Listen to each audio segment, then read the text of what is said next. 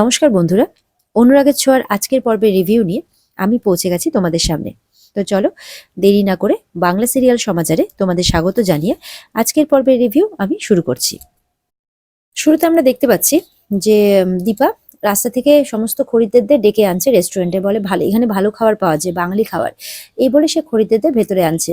সাক্ষ্যদীপ বলে যে এক্ষুনি এনার সাথে এত ঘটনা ঘটলো, অলি এত কথা শোনালো, আর উনি এখন আবার কাজেও লেগে পড়লেন নিজের দুঃখ ভুলে। তখন বারবার করে দীপার কাছে আসে। দীপা বলে, স্যার আমার একটু কাজ আছে, একটু ব্যস্ত আছে, একটু পরে কথা বলুন। তখন দীপা সমস্ত মানুষদের রেস্টুরেন্টের ভেতর নিয়ে আসে।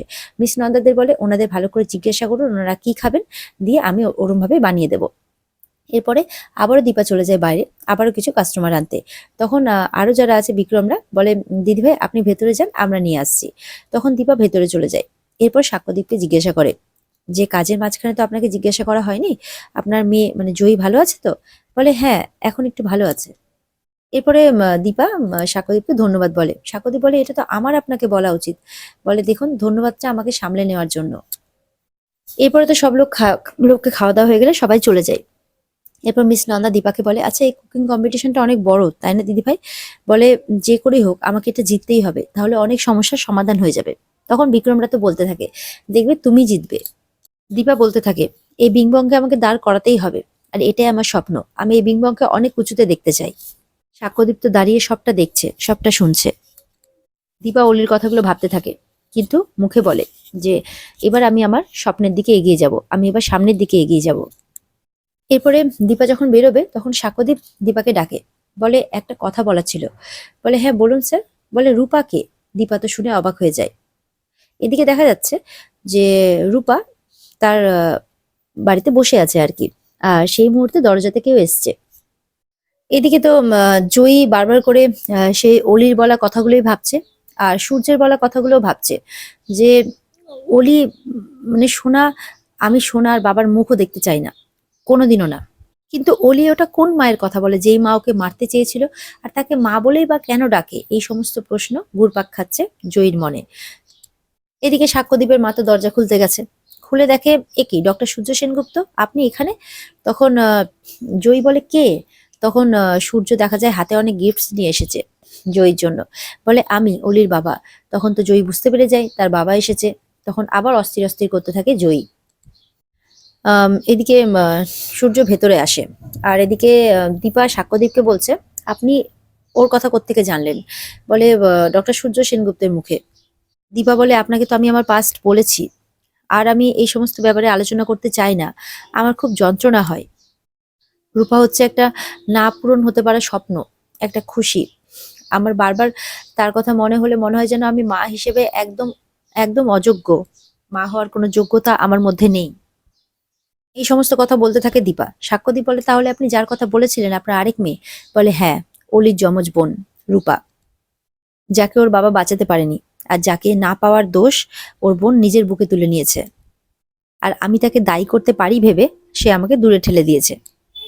এদিকে সাক্ষ্যদীপ বলতে থাকে, বাবা বাঁচাতে পারেনি, রূপা হারিয়ে যাওয়ার মেয়ে।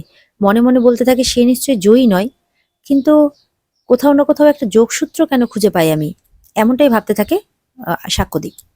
এদিকে দীপা বলতে থাকে, আপনার মেয়েকে দেখে আমার রূপার কথা খুব মনে হয়েছিল। ওদিকে কিন্তু ডক্টর সূর্য সেনগুপ্তেরও জয়ীকে দেখে রূপার কথা মনে হয়েছিল। সাক্ষ্যদীপ এই সমস্ত ব্যাপারকেও খুব মেলাচ্ছে। এদিকে যোগসূত্রের কথা ভাবতে ভাবতে এটাও ভাবে যে জয়ীর পাস্ট কি, জয়ী তো কোনোদিনও তার পরিবারের কথা বলেনি। এই সমস্ত কথা ভাবছে। এদিকে তো সূর্য সামনে আসতে জয়ী রেগে যায়, বলে আপনি এখানে কেন এসেছেন? সূর্য বলে, আমি তোমার জন্য কিছু গিফটস আর চকলেট নিয়ে এসেছি। বলে কেন?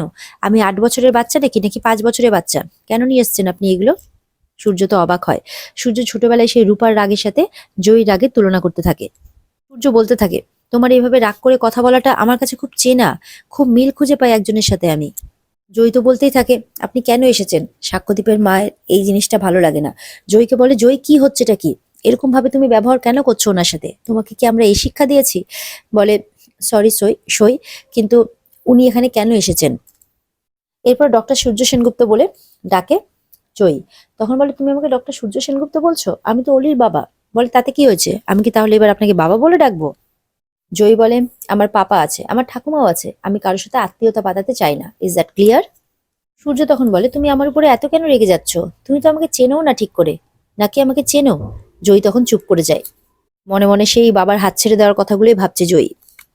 মনে মনে বলে, আমাকে ছেড়ে তো চলে গেছিলে তোমার একমাত্র সোনা মেয়ের কাছে, তাহলে এখন তুমি আমার কাছে কেন এসেছো? এত বছর আমি কোথায় ছিলাম, কিভাবে ছিলাম? কই, তুমি তো একবারও খোঁজ নাওনি। তুমি তোমার সোনা মেয়েকে আঁকড়ে ধরলে, তুমি আমার হাত ছেড়ে দিলে, আজকে কেন আমার হাত ধরতে এসেছো? এমনটাই বলে যাচ্ছে জয়ী মনে মনে। মা আমাদেরকে বাঁচানোর জন্য মরে গেল, আর তুমি আমার মানে সোনাকে আঁকড়ে ধরলে আর আমার হাতটা ছেড়ে দিলে, আর তারপরে তুমি সোনার জন্মদিন বড় করে করলে, আমার সমস্ত জিনিসপত্র বাড়ি থেকে সরিয়ে দিলে। কেন বাবা, কেন? এখন তুমি যতই আসো না কেন, রূপা তোমাকে আর ধরা দেবে না। এদিকে দেখা যাচ্ছে যে দীপা খুব আনন্দ সহকারে খাবার বানাচ্ছে। ওদিকে বিক্রম একটা খুশির খবর নিয়ে এসেছে, আর নাচতে নাচতে বলে, কি ব্যাপার, তুমি আনন্দে নাচছো কেন? বলে যে অনেক বড় একটা অর্ডার এসেছে। দীপা তো শুনে খুব খুশি হয়ে যায়, তাহলে তো খুব ভালোই হবে। এদিকে সাক্ষ্যদীপও আসে, বলে কি হয়েছে? দীপা তখন বলে, আমরা খুব বড় একটা অর্ডার পেয়েছি, এবার সবকিছু ঠিক হয়ে যাবে। এবার আমাদের রেস্টুরেন্টটাও ঠিক হয়ে যাবে, আর অর্ধেক টাকা দিয়ে জয়ীর চোখের অপারেশনও হয়ে যাবে, খুব ভালো হবে। সাক্ষ্যদীপ বলে, তাই নাকি? সাক্ষ্যদীপ তখন বলে, আপনি একা কত কি করবেন? তখন দীপা বলে, আসুন তাহলে আপনিও আমাদের দলে যোগ দিন। তখন সাক্ষ্যদীপও হাতে হাতে কাজ করতে থাকে। সূর্য বলে, তোমার মতো আমার আরেক মেয়ে ছিল, তার ঠিক এমনই রাগ, এমনই। তখন জয়ী বলে, সরি, আমি আপনার আরেক মেয়ে নই।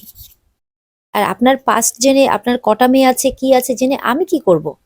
এই সমস্ত কথা আমাকে বলতে আসবেন না, তাহলে আমার স্ট্রেস হয়। তখন সূর্য বলে, স্ট্রেস হয় কেন? স্ট্রেস কেন হবে তোমার? কেন বলো? রূপা তখন কাঁদতে থাকে, বলে, আমি আপনার দুঃখ শুনে কি করব? দেখুন, আমি কাঁদছি দেখুন। আমার নিজের কাছে তো নিজের পৃথিবীটা অন্ধকার, আমি তো কাউকে দেখতে পাই না। আমার চোখের এই অবস্থা আপনি দেখতে পাচ্ছেন না? মনের মধ্যে কতটা যন্ত্রণা নিয়ে আমি আছি। আমি তো আপনাকে হেল্প করতে পারবো না, আর আমাকে বলে আপনার দুঃখও মিটে যাবে না, তাহলে আপনি কেন বলছেন? সূর্য জয়ীর মুখে এরকম কথা শুনে বলে যে, আমার বোধহয় আসাটা উচিত হয়নি। তখন আহ, জয়ী বলে যে, আপনার ওই মেয়ের সাথে আমার কোনো যোগ নেই, আমি আপনার যমজ মেয়ে নই। আপনি এখান থেকে চলে যান, আপনি প্লিজ এখানে কোনো যোগসূত্র খুঁজতে আসবেন না। আর ইতিমধ্যে এখানে সাক্ষ্যদীপের মাও মনে মনে ভাবতে থাকে যে, জয়ীর আজকে কি হলো, ও এরকম কেন করছে? জয়ী বলে দেয়, আপনি যান, গিয়ে অলিকে দেখুন, আমার কথা আপনাকে ভাবতে হবে না, প্লিজ। সূর্য বলে, আসলে আমি তোমাকে দুঃখ দিতে চাইনি, আসলে একজন বাবা তার হারিয়ে যাওয়া মেয়েকে খুঁজছে, তাই আর কি। সূর্যও কাঁদতে থাকে। সাক্ষ্যদীপের মা বলে, জয়ীর তরফ থেকে আমি আপনার কাছে ক্ষমা চাইছি। সাক্ষ্যদীপের মা বলে, আপনি বসুন, ও যে কেন আজকে এরকম করছে, আমি একটু জল আনছি। সূর্য বলে, না না, আপনি সরি বলবেন না, আসলে আপনারা খুব ভালোই শিক্ষা দিয়েছেন। ওর কথাগুলো আমাকে হার্ট করছে ঠিকই, কিন্তু ওর কথাগুলো খুব স্পষ্ট, আর সত্যিটা হয়তো এরকমই হয়। সূর্য বলে, আসলে আমার রূপা মা যদি আজকে এখানে থাকতো না, তাহলে ও আমার সাথে এরকম ভাবেই কথা বলতো। তখন জয়ী মনে মনে বলে, স্টপ ইট বাবা, থামো এবার তুমি। আর কাঁদতে থাকে জয়ী। সূর্য বলে, আই এম সরি মা, আসলে আমি তো তোমার বাবারই মতো। জয়ী বলে, বাবার মতো কেউ হয় না, হয় বাবা হয়, না হলে কেউ হয় না। সূর্য তখন আবারও চুপ করে যায়। সূর্য বলে, আমি কিছু গিফট এনেছিলাম আর চকলেট, এগুলো এখানে রেখে গেলাম। সূর্য যখনই চলে যেতে থাকে, তখন জয়ী বলে, শুনুন। সূর্য পেছন ঘুরে তাকায়, বলে, মায়ের মতো কেউ হয় না, হয় মা হয়, না হয় হয় না। সূর্য বলে, এরকম কথাও আমাকে কেন বললো, কিছু কি বোঝাতে চাইলো? জয়ী তখন সাক্ষ্যদীপের মাকে বলে, সই, উনি চলে গেলে দরজাটা বন্ধ করে দেবে। এরপর সূর্য চলে যায়, দরজাটা আবার বন্ধ করে দিতে বলে জয়ী। এদিকে সাক্ষ্যদীপের মা জয়ীর সামনে এসে বসে, জয়ীর দিকে দেখতে থাকে। বলে, অমন করে কি দেখছো তুমি আমার দিকে? বলে, তুই কি করে বুঝলি? বলে, আমি সব বুঝতে পারি, আমি তোমার নিঃশ্বাস প্রশ্বাস সব বুঝতে পারি। বলে, ভগবান তো দৃষ্টি কেড়ে নিলেও অন্য দৃষ্টিগুলো তোকে ঠিক ফিরিয়ে দিয়েছে, অন্যান্য ঘ্রাণ শক্তি তোকে আরো বাড়িয়ে দিয়েছে। বলে, তুমি কিছু আমাকে বলতে চাও তাই না, বলে ফেলো।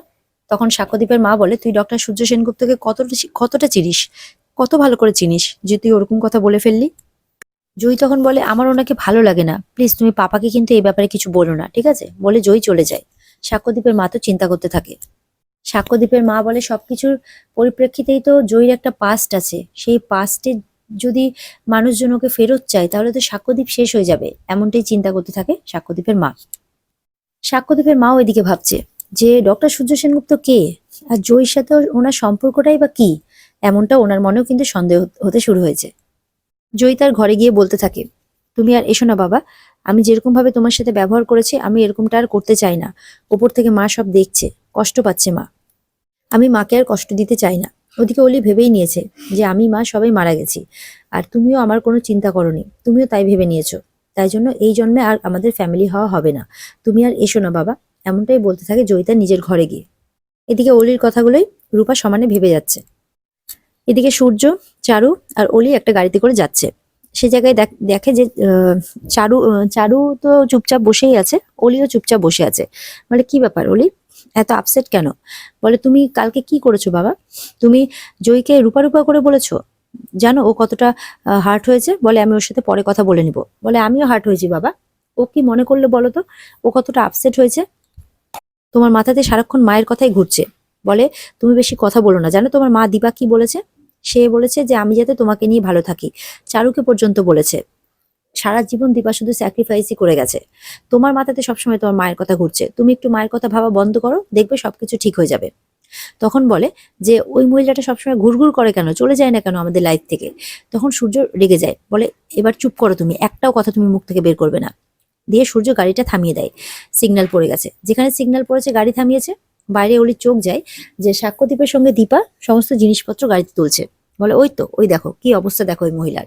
মানে বলতে চাইছে যে আবারও সেই মহিলা চোখের সামনে এসে পড়েছে। তখন দীপা তো, সূর্য তো দেখতে থাকে দীপার দিকে। এদিকে দীপা যখন একটা বক্স নিয়ে পড়ে যেতে থাকে, তখন সাক্ষ্যদীপ দীপাকে সামলায়। দীপা আর সাক্ষ্যদীপ তখন দুজনে দুজনের দিকে তাকিয়ে থাকে।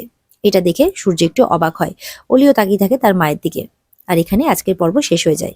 তো বন্ধুরা, এই ছিল আজকের পর্বের রিভিউ। যদি তোমাদের ভালো লেগে থাকে তাহলে অবশ্যই পর্বকে লাইক, কমেন্ট আর চ্যানেলকে সাবস্ক্রাইব করে দেবে। দেখা হবে তোমাদের সাথে আগামী পর্বের রিভিউর সাথে। সবাই ভালো থাকবে। আর আজকের পর্বে ডিটেলস দেখতে অবশ্যই তোমরা নজর রাখবে স্টার জলসার পর্দাতে ঠিক সময় মতো। তাহলে সবাই ভালো থেকো, টাটা।